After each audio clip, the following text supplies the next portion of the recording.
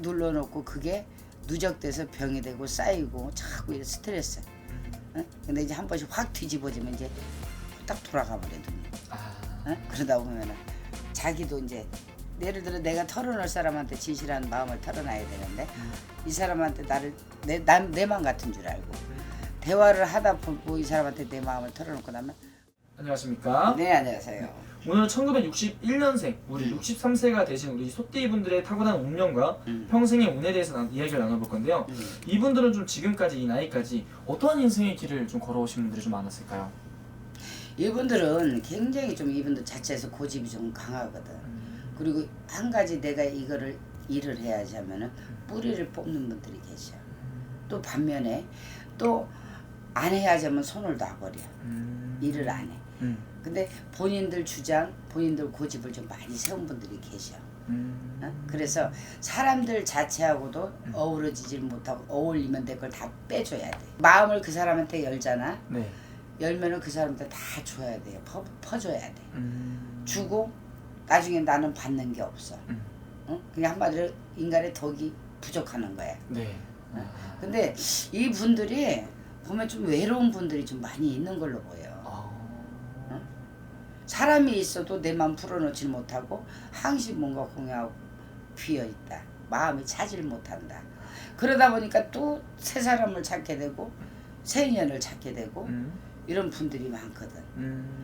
또 홀로 사신 분들도 덜어 있을 거예요. 그러니까 이런 말씀이 나오는 거야. 그럼 이분들은 내가 좀 힘든 일이 있고 고민거리가 있어도 이거를 누구한테 털어놓거나 이런 분들이 아니라 그냥 혼자 삭히는 분들이 좀 많은 거예요? 말 안 해줘. 딱 눌러놓고 그게 누적돼서 병이 되고 쌓이고 자꾸 이래 스트레스. 응? 근데 이제 한 번씩 확 뒤집어지면 이제 딱 돌아가 버리더니. 응? 그러다 보면은 자기도 이제 예를 들어 내가 털어놓을 사람한테 진실한 마음을 털어놔야 되는데 이 사람한테 나를 내 마음 같은 줄 알고 대화를 하다 보고 이 사람한테 내 마음을 털어놓고 나면 그 다음부터는 그 사람이 안 쳐다봐. 구설이 된다 이 말이야. 응? 그게 인간의 배신이지. 그니까. 항상 이분들 자체가 좀 외로움을 많이 타. 좀 그럼 이분들은 조금 좀 사람한테 좀 받은 상처가 많기 때문에 이 사람한테 또 이런 걸 털어놓기도 좀 겁이 나시는 분들도 좀 많으신 거겠네요. 정이나 이분들 자체가 막 누구처럼 막 사바사바 바로 내일 갖다 다 떠들고 막 이러지는 않아. 어? 눌러놓고 참다가 그게 내 맘 같은 줄 알고 털어놓는 거야. 그러다 보면은 배신, 구설, 흉, 은혜를 잡는 거지. 그게 무슨 인간떡이 있나? 그쵸. 인간떡이 없는 거야. 어떤 건지 알겠네. 그러면 우리 이 소띠분들은 지금까지 살아오면서 이분들을 가장 힘들었던 좀 시기가 있다면 언제 그렇게 좀 많이 눈물을 좀 흘렸을까요? 초년에. 초년에. 예를 들어서 한부모 밑에 살았다든지 부모의 공덕, 인간떡이 없어 놓으니까 부모의 첫 번째 첫째 인떡이 있으려면 부모도 붙어 있는 거거든. 그럼요. 응? 근데 한부모 가정이라든지 이별을 했다든지 사별을 했다든지 부모님이 그래서 내가 어려서부터 어른이 돼야 되고 사회 팔방 세상 공부를 해야 돼. 항시 외롭고 항시 부러웠지. 남들은 이제 그 또래에서 초년에 이렇게 사는데 왜 나는 이래? 왜 나는 나도 부모님이 이런 부모님이 계셨으면 좋겠다. 어? 이분들 자체를 솔직히 말해서 좋은 부모 밑에 자란 분들은 글 공부도 해야 되고 재물도 받아야 되고 이런데 그거를 피지를 못했어. 그러니까 그걸 두 개를 다 여러 가지 내 인생을 내가 끌어들이려니까 얼마나 힘들겠어. 초년에 서름이 많았다 그러셔.